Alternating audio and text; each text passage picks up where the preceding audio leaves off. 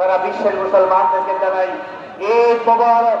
ঈদ মুবারক। আমি খালেদ সাইফুল্লাহ সোহেল, আমাদের প্রিয় নেতা, বাংলাদেশের রাষ্ট্রনায়ক প্রধানমন্ত্রী তারেক রহমান সাহেব আমাকে জেলা প্রশাসক হিসাবে নিয়োগ করেছেন।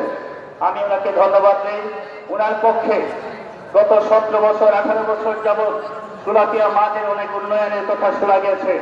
আমরা চেষ্টা করব অতীতের মতো পথ না ধরে যখনই আমরা এই মাঠে আসি তখনই আমাদেরকে প্রশ্নবিদ্ধ করা হয় যে এটা আজ থেকে 199 বছর আগে প্রতিষ্ঠিত, এটার কেন ডেভেলপমেন্ট হচ্ছে না। আমরা আশা করব অচিরেই জেলা পরিষদের পক্ষে আমরা একটা গেট করার ব্যবস্থা করেছি।